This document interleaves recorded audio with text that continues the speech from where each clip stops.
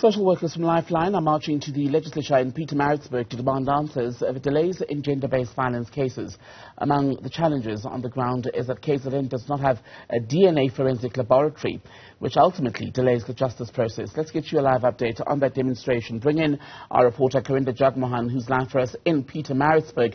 Karinda, give us some of the examples of how the problems in KZN have basically led to continued violation of victims.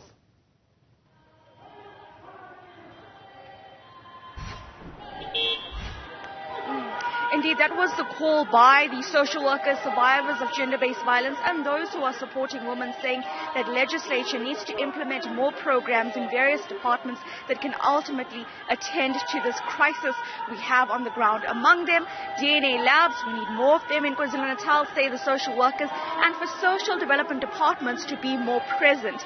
But some of those who attended the march are men from the University of KwaZulu-Natal, specifically the Men of Virtue program. So we wanted to speak to the chairperson there, Newzroom. So thank you for your time. Why was it important for you to bring along your male colleagues to this march? Thank you for the opportunity. I think it was for one main reason. We are the problem. Men are the problem. So we need to be really active in actually responding to these issues. And I believe if we were to change even just 30% of our actions, the world would be much better. So we are a project that is just focused on men. We looking at eradicating GBV by just being honest with ourselves, reflecting on our attitudes, how we socialize maybe, and beginning to have these uncountable yet important discussions among ourselves. So while that project, we're just focusing on young men. At UKZN, we're running a number of programs for male students, issues around consent, in a number of areas, basically. So you speak to young men, you have the men come through. What are some of the discussions you have? And it's very brave of you to say, well, we are the problem. What are some of these discussions that you have with the young people? Yeah, like I said, we tend to think we understand what GBV is.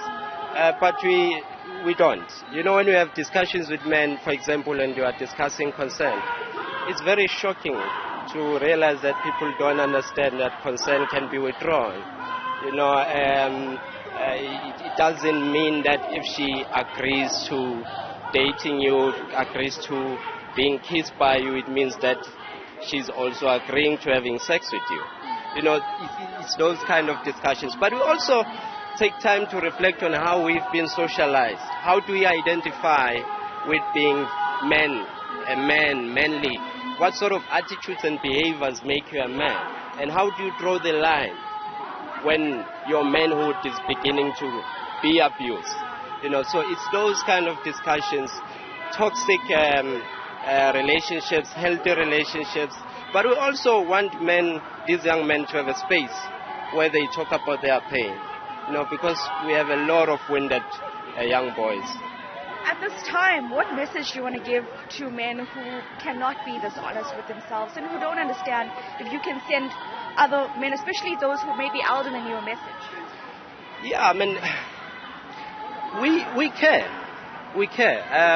As men, I believe we really care. We just don't have the courage to do enough self-introspection and being honest with ourselves that indeed we are the problem, you know, and we need to really be active for the sake of our boys. I'm a father to boys, to young boys. I would love for them to be raised in a better society.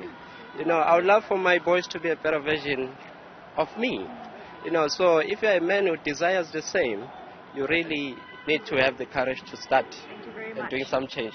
Thank you. Newzroom and the men from the Men of Virtue project, they have all been part of this very important march, and it is great to see then that men are here saying, well, we are part of the problem. They've signed the pledge that was signed by a number of social workers and survivors of gender-based violence, which has a list of promises that they will make to support survivors and really to support the cause of trying to address this pandemic, this crisis we have of gender-based violence. Karinda, Jagmohan, thank you very much for that update from KwaZulu-Natal.